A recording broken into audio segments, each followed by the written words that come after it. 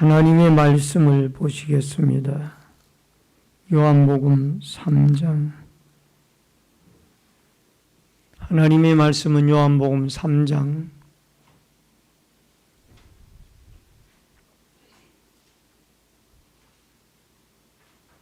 22절로 30절의 말씀.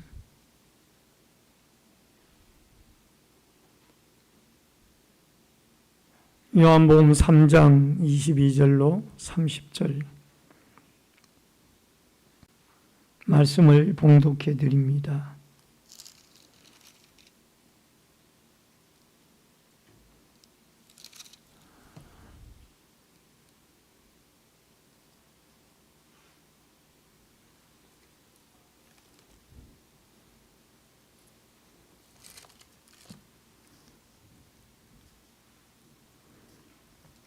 그 후에 예수께서 제자들과 유대 땅으로 가서 거기 함께 유하시며 세례를 베푸시더라. 요한도 살렘 가까운 에논에서 세례를 베푸니 거기 물이 많음이라. 그러므로 사람들이 와서 세례를 받더라. 요한이 아직 옥에 갇히지 아니하였더라. 이에 요한이 제자 중에서 한 유대인과 더불어 정결제식에 대하여 변론이 되었더니 그들이 요한에게 가서 이르되 랍비여, 선생님과 함께 요단강 저편에 있더니 곧 선생님이 증언하시던 이가 세례를 베풀매 사람이 다 그에게로 가더이다. 요한이 대답하여 이르되 만일 하늘에서 주신 바가 아니면 사람이 아무것도 받을 수 없느니라. 내가 말한 바 나는 그리스도가 아니요 그의 앞에 보내심을 받은 자라고 한 것은 증언할 자는 너희니라. 신부를 취하는 자는 신랑이나 서서 신랑의 음성을 듣는 친구가 크게 기뻐하나니 나는 이러한 기쁨으로 충만하였노라. 그는 흥하여야 하겠고 나는 쇠하여야 하리라 하니라. 아멘. 30절까지의 말씀을 봉독해 드렸습니다. 다 같이 부르는 찬양 79장 찬양을 드립니다.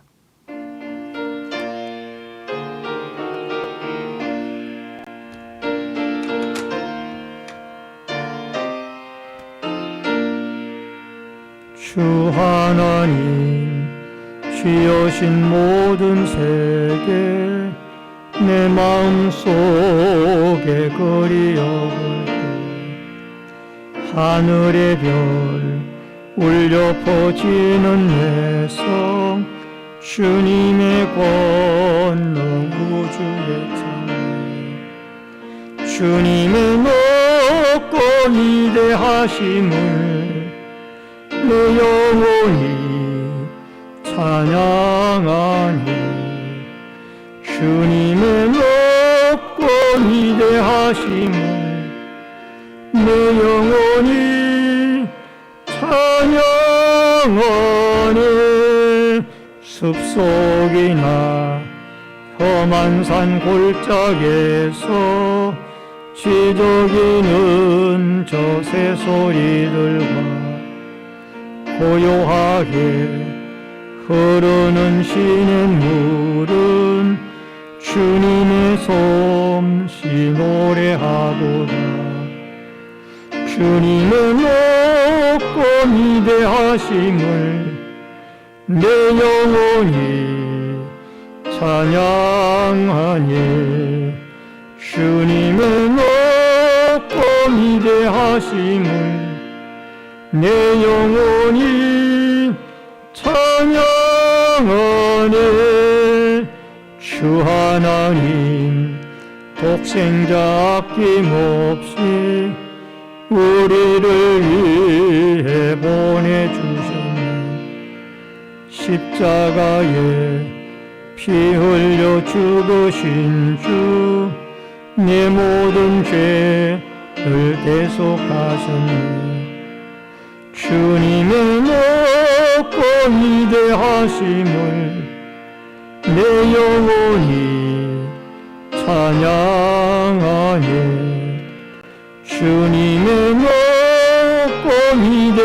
하심을 내 영혼이 찬양하네.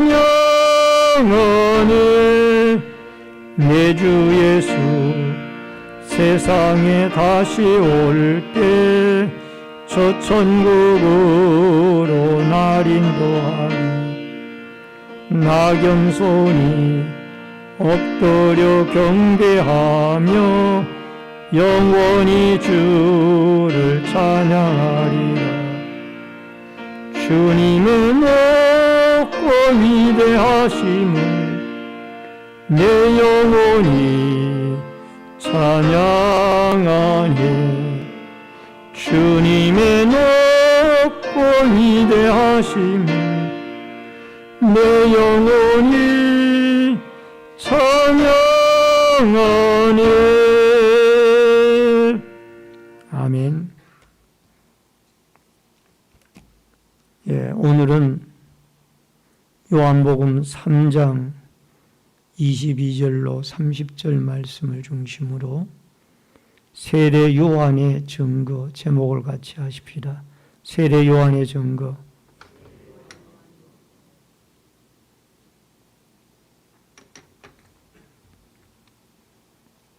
어느덧 우리 주위에 봄이 무르가고 있어서 매화꽃이 만발을 하고 온갖 식물의 새싹들이 돋는 완연한 봄의 계절을 느끼게 됩니다.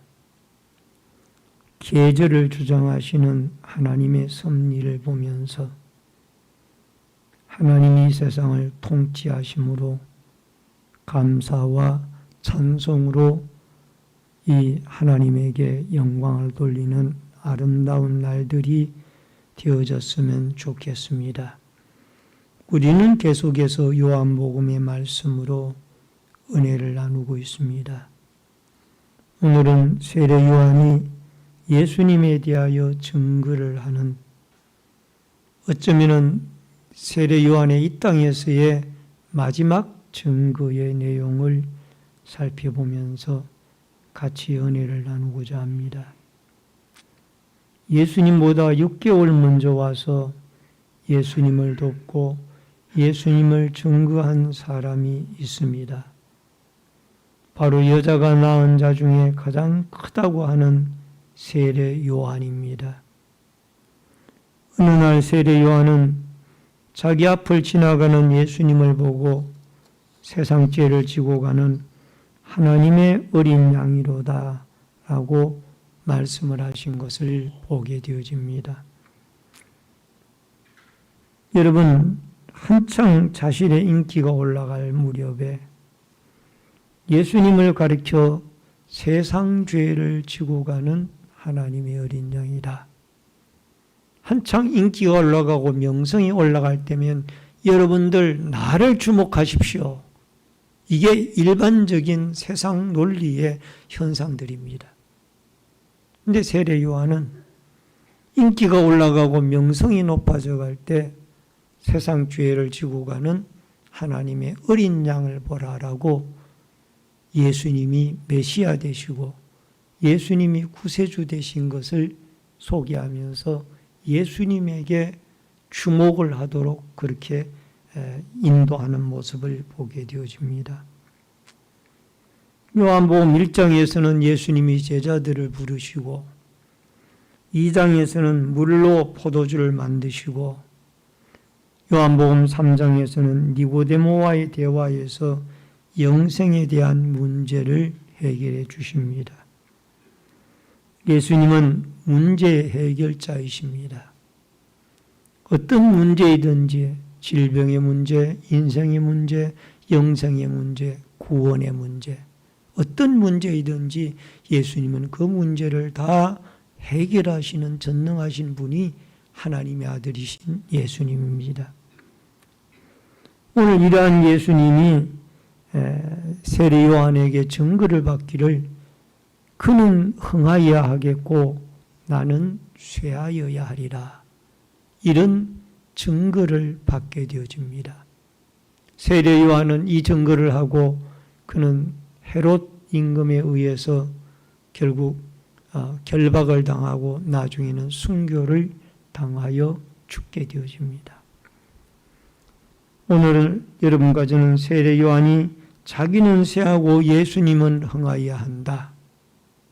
이 세상의 삶의 현실에서 보기 드문 논리의 원리인데, 이러한 세례 요한의 고백을 여러분과 제가 깊이 생각해 보면서 이 세례 요한의 이러한 메시지를 통하여 우리에게 주시는 교훈을 깨닫고 은혜 받는 축복의 시간이 되어질 수 있기를 주의 이름으로 축원합니다. 우선 첫 번째로 요한의 제자들의 비교 의식입니다. 22절, 23절을 같이 읽겠습니다. 다 같이 읽습니다. 그 후에 예수께서 제자들과 유대 땅으로 가서 거기서 함께 유하시며 세례를 베푸시더라. 요한도 살림 가까운 에논에서 세례를 베푸니 거기 물이 많음이라. 그러므로 사람들이 와서 세례를 받더라. 예수님은 유대 땅에서 세례를 베풀고 세례 요한은 에논 근처에 물이 많음으로 그곳에서 세례를 베풀고 있었습니다. 그런데 세례 요한에게 있던 세례받고 같이 수행을 하던 많은 사람들 중에 아마 일부분들이 예수님에게로 옮겨갔던 사람들이 있었던 것 같습니다. 예수님의 제자 중에도 안드레와 같은 사람이 원래는 세례 요한의 제자였다가 예수님에게로 옮겨가는 그런 사람이었죠. 어쨌든 중요한 것 가운데 하나가 이런 현상이 일어나니까 이 세례 요한의 제자 가운데 한 사람이 말을 하기를 좀 과장된 말로 다 그에게로 가더이다. 이렇게 표현을 하고 있습니다. 여러분 26절을 항상 같이 읽겠습니다. 26절. 오늘 본문 26절 다 같이 그들이 요한에게 가서 이르되 랍비여 선생님과 함께 요단강 저편에 있던 이 곧 선생님이 증언하시던 이가 세례를 베품매 사람이 다 그에게로 가더이다. 이 세례 요한의 제자 중에서 예수님과 세례 요한을 비교 의식을 가지고 이야기를 하는 사람이 있습니다. 여러분, 세례 요한은 세례 요한대로 세례를 주고 예수님은 예수님의 제자들과 함께 실제적으로 요한복음 4장에 가서 보면은 예수님이 세례를 준 것이 아니라 예수님의 제자들이 세례를 주었다라고 되어 있어요.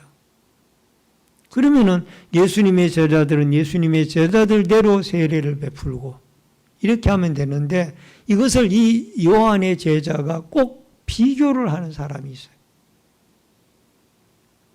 우리 쪽이 사람이 많았는데 저쪽으로 사람이 많이 갔습니다. 우리 쪽과 저쪽을 비교를 하는 거예요. 여러분, 이 비교의식은 이 세례 요한의 제자에게만 있는 것이 아니라 오늘날 현대를 살아가고 있는 우리 모든 사람들에게 이 비교의식이 있습니다. 정도 차이가 문제지. 나는 이렇게 생겼는데 저 사람은 왜 이렇게 아름답게 생겼느냐? 나는 이렇게 살아가는데 저 사람은 왜 저렇게 화려하게 살아가느냐? 나는 자녀들이 이렇고 이런데 저 집의 자녀들은 왜 저렇게 융성하냐? 항상 비교하면서 자기 자신을 비관하는 거예요. 이게 사탄이 주로 쓰는 방법이에요. 마귀가 사탄이 쓰는 방법이에요. 사탄이 뭐라고 그럽니까? 얘야, 아무개를 봐라. 아무개는 너랑 똑같이 학교를 졸업하고 똑같이 인생을 출발했는데 벌써 이렇게 성공했지 않냐? 너는 뭐 하냐? 너는 재주도 없고 죽어라 죽어. 사탄이 이런 방법으로 자꾸 자꾸 우리 믿는 자들과 안 믿는 자들에게까지 여러분 비관하게 만들고 세상을 비관하게 만들고 이게 사탄의 방법. 이게 비교의식 때문이에요. 하나님이 한 사람 한 사람을 만들 때에 그 사람 나름대로의 아름다운 하나님의 형상으로 또 장단점이 다 있는 사람으로 그렇게 만들었어요. 하나님 만들어준 대로 다 살아가면 돼요. 따라하십시다. 하나님이 만들어주신 대로 살아갑시다.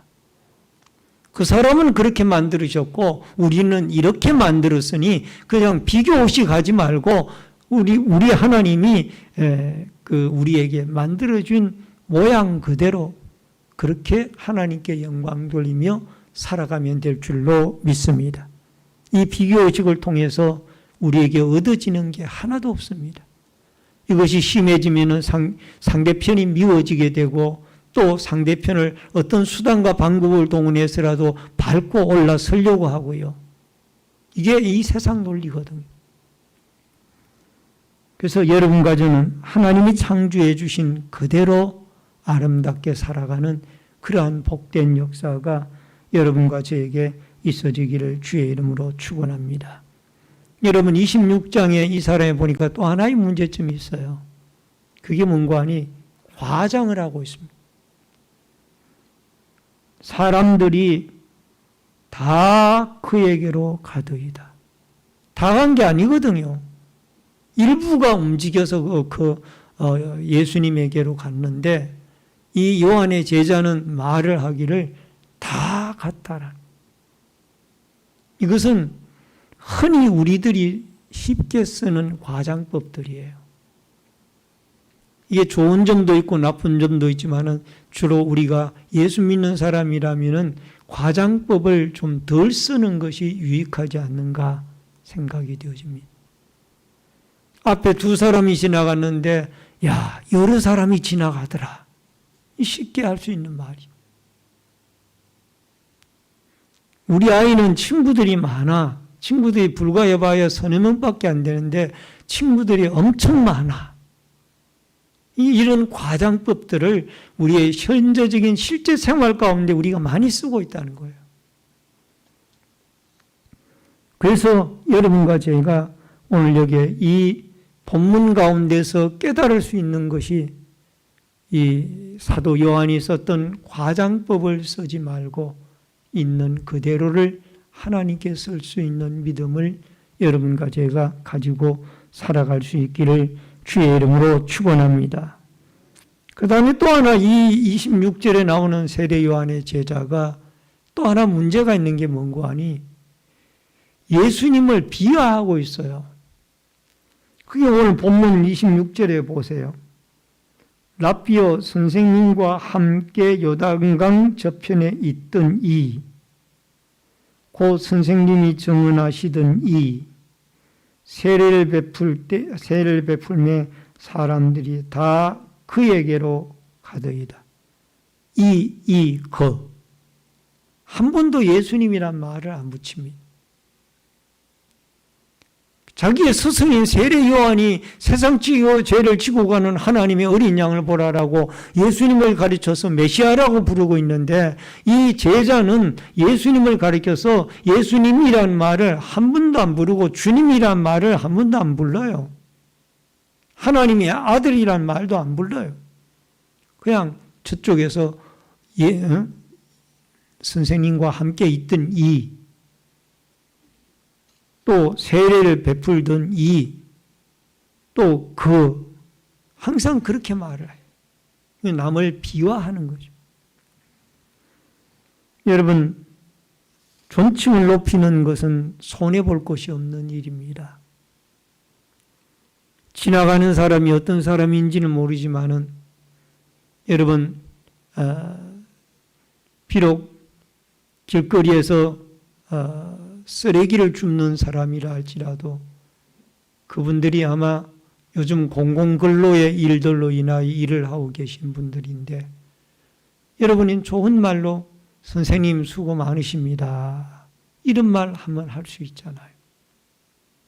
그러면 얼마나 좋아요. 그 말 때문에 그분은 아마 자부심을 느낄 거예요. 지나가는 분이 오늘 나보고 선생님이라고 했어. 그리고 내가 줍는 이 일이 허들의 일같이 보이지만은 수고 많으십니다라고 그렇게 격찬을 해줬다고. 그래서 우리는 호칭이 중요합니다. 여러분, 높은 호칭을 써가지고 손해가는 것 하나도 없어요. 그래서 교회 안에서도 이왕이면 직분들이 있으면은 직분들을 불러주면서 아무개라고 이름 부르지 마시고 장로님, 권사님, 또 안수 집사님, 또는 남녀 집사님, 권찰님, 성도님, 이렇게 자매님, 또 형제님, 이렇게 이 님자를 붙여주면 얼마나 좋아요. 아무개 집사, 이리 와봐. 이런 표현보다는 집사님, 잠깐 이리 와 보실래요? 이런 표현이 너무너무 좋습니다. 그래서 여러분과 제가 교회 안에서 사회생활을 할 때에도 항상 이 남의 호칭을, 존칭을 높여주는 이런 믿음을 가질 수 있기를 주의 이름으로 축원합니다. 여러분, 예수님을 예수야라 하는 게 좋아요? 예수님이라는 게 좋아요? 예수님이 훨씬 낫죠? 따라하십시다. 예수님. 예수님을 같이 있던 이렇게 호칭하는 것보다가 예수님, 하나님의 아들, 또 구세주, 이렇게 이름 부르는 것이 우리의 믿음에도 큰 힘이 됩니다. 그 다음에 여기에 가서 27절에 가서 보니까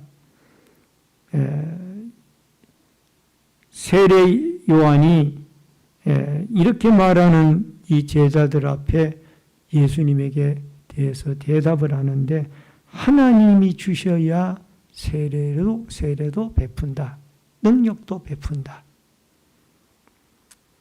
하나님이 세례를 주는 예수님의 힘의 원천이다. 이렇게 예수님을 높입니다. 여러분, 예레미야 1장 15절에도 보면은 이 예레미야에 대한 얘기가 나옵니다만은 그도 제사장 집안의 후예지만은 그의 원천은 하나님이었어요. 내가 모태에서부터 모태에 짓기 전에 너를 알았고. 여러분, 예레미야 52장, 예레미야가 5장, 57장의 하나님 말씀을 기록했던 이 유명한 예레미야 선지자, 그가 근원은 하나님이에요. 하나님이 그를 선지자로 세웠기 때문에 그렇게 쓰였다라는 것. 요나도 마찬가지예요. 요나서 3장 4절에 보면은 요나가 그 성읍에 들어가 하루 동안 다니며 외쳐 이르되 40일이 지나면 니느웨가 무너지리라 하였더니, 여러분, 40일이 지나면은 니느웨가 무너지리라 하였더니, 그랬더니 니느웨 성에 살고 있는 수많은 사람들이 다 회개를 하고 금식을 하고 그들이 돌아왔어요. 우리가 인간적으로 생각을 할 때에 그 요나가 이 성이 앞으로 40일 안에 망합니다라는 그 말 한마디 딱 했는데 임금으로부터 해서 그 많은 니느웨 성 사람들이 다 회개하고 돌아왔다니까. 이게 왜 그러냐? 니느웨를 요나를 선지자로 세운 분은 하나님이 그 근원이기 때문에 하나님이 그 요나의 간단한 말 한마디 속에 성령의 능력으로 역사를 한 거예요. 여러분, 교회의 기원은 하나님입니다. 예수 그리스도가 머리이고요.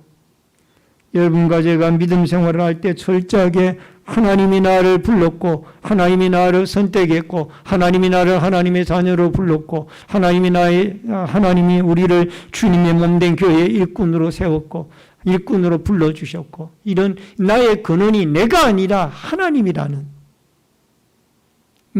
힘의 근원, 믿음의 근원, 우리의 모든 능력의 근원이 내가 아니라 하나님이라는 이 믿음을 가지고 여러분과 제가 승리하며 살아갈 수 있기를 주의 이름으로 축원합니다.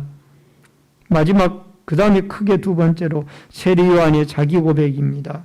28절을 같이 읽겠습니다. 내가 말한 바 나는 그리스도가 아니요 그 앞에 보내심을 받은 자라고 한 것을 증언할 자는 너희니라.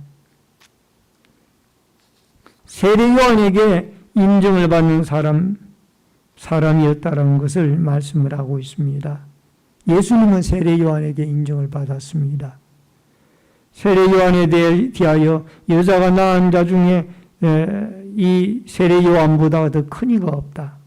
즉 세례 요한은 예수님에게 인정을 받은 사람. 여자가 낳은 자 중에 그보다 더 큰 이가 없다. 누가복음 7장 28절에 보니까 내가 너에게 말하오니 여자가 낳은 자 중에 요한보다 큰 자가 없도다. 그러나 하나님 나라에서는 극히 작은 자라도 그보다 크니라 하시니. 요한복음 1장 29절에 이튿날 요한이 예수께서 자기에게 나오심을 보고 이르되 보라 세상 죄를 지고 가는 하나님의 어린 양이로다. 세례 요한은 광야에 외치는 자의 소리였습니다. 여러분 요한복음 1장 23절에 보니까 이르되 나는 선지자 이사야의 말과 같이 주의 길을 곧게 하라고 광야에 외치는 자의 소리로다. 세례 요한은 자기 자신의 사명이 무엇인지를 알고 있었습니다.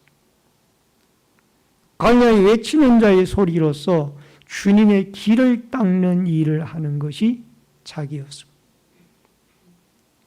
오늘날 우리는 사명을 알지 못하기 때문에 많은 이단들의 교주들이 생겨나는 겁니다.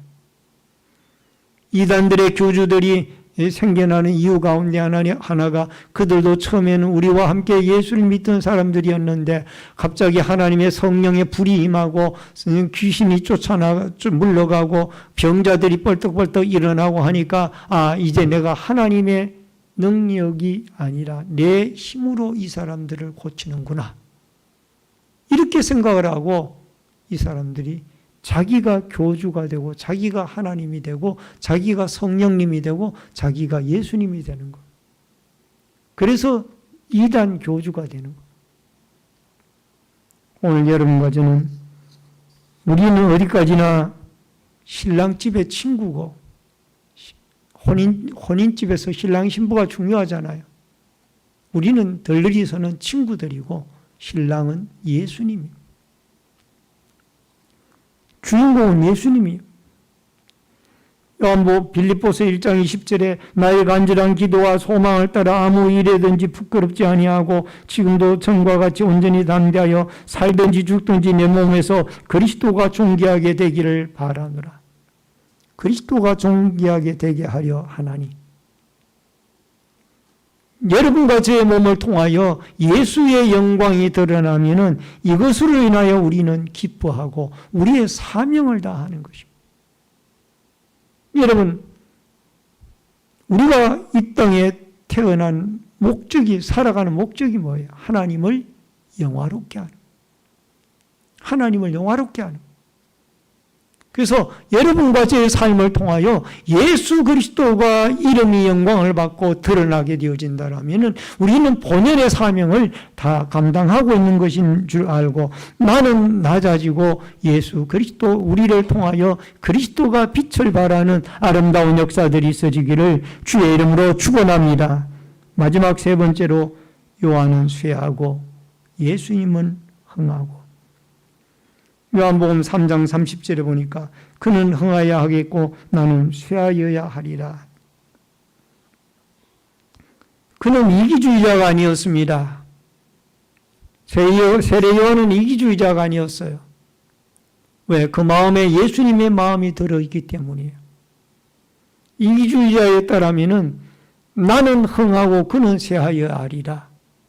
이게 이기주의자의 모습이에요.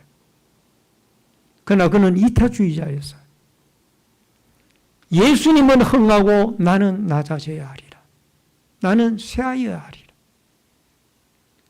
이 고백을 하고 세례 요한은 순교의 죽음을 죽지 않습니까? 마태복음 3장 3절에 그는 선지자 이사야를 통하여 말씀하신 자라 일렀으되 광야에 외치는 자의 소리가 있으리되 너희는 주의 길을 준비하라 그가 오실 길을 곧게 하라 하셨느니라. 주의 길을 준비하는 사역을 세례 요한은 감당하고 그는 바람과 함께 사라지고 예수님이 등장을 해서 인류의 구원을 이루는 공생의 사역, 십자가의 사역, 부활의 사역, 재림의 사역, 나중에는 천년 왕국을 이루어 나가는 모든 인류의 역사를 주관하게 하실 줄로 믿습니다. 로마서 3장 23절에 모든 사람이 죄를 범하였음에 하나님의 영광을 이루지 못하니 우리 인간은 죄를 범했기 때문에 하나님의 영광을 드러낼 수가 없어요. 우리 속에 결국 누가 들어와야 되는 거 아니? 예수 그리스도가 우리 마음에 들어와서 우리를 주장해 줘야 돼요. 세례 요한의 마음속에 그리스도가 들어가 있다라고 말씀을 드렸던 것처럼 우리 마음속에 예수 그리스도가 들어와야 돼요. 빌립보서 1장 20절에 보니까 나의 간절한 기도와 소망을 따라 아무 일에든지 부끄럽지 아니하고 지금도 전과 같이 온전히 담대하여 살든지 죽든지 내 몸에서 그리스도가 존귀하게 되려 하나니 우리 안에 그리스도가 살고 존귀하게 되어져야 됩니다. 여러분 축구선수 가운데 박주영이라는 전 국가대표 선수가 있습니다.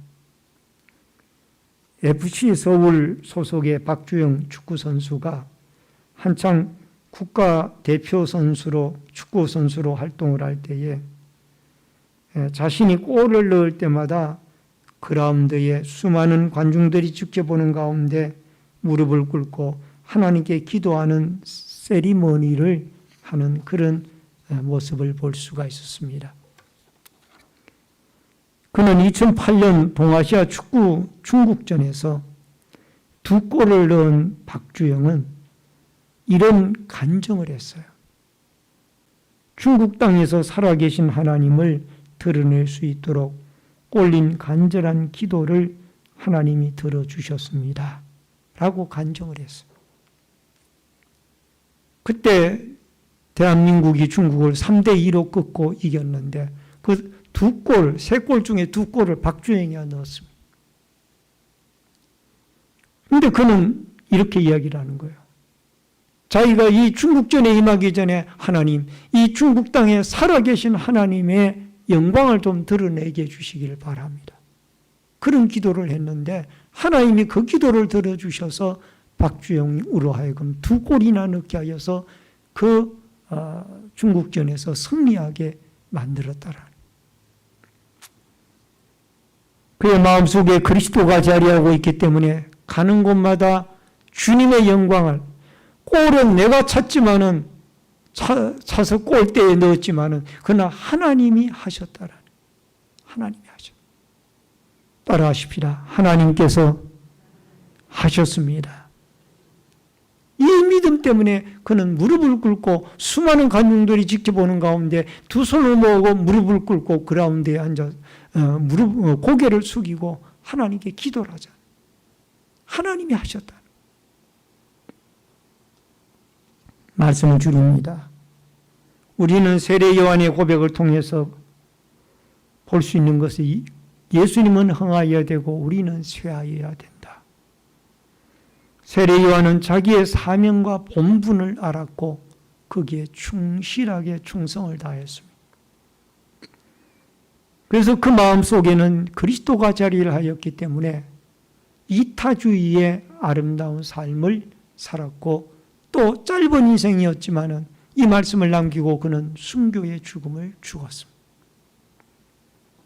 오늘 우리는 세상의 논리를 따라 살아가지 말고 하나님이 우리와 함께 해주신다라는 그 믿음을 가지고 우리의 남은 날들 존재의 목적, 사명을 확실히 하고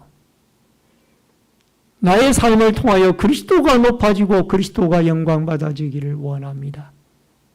우리 예수님이 높아지고 하나님의 아들이신 구세주이신 예수 그리스도가 영광을 받으시기를 원합니다. 이런 믿음으로 승리하며 살아갈 수 있기를 주의 이름으로 축원합니다. 축원합니다. 기도하겠습니다. 축복과 생명의 주인이신 여호와 아버지 하나님, 은혜를 감사함을 드립니다. 예수님은 흥하여야 하겠고 우리는 쇠하여야 하리라. 예수님의 마음이 그 속에 성령으로 들어가니 그는 이런 고백을 할 수가 있었던 줄로 믿습니다. 오늘도 우리는 비교의식이나 세상적인 논리가 아니라 이 세일의 요한에게 주셨던 믿음의 아름다운 마음을 가지고 주님을 높이고 우리의 삶 속에 그리스도의 영광이 드러날 수 있는 축복된 삶을 살아가도록 도와 주시옵소서. 예수님의 이름으로 기도하옵나이다. 아멘.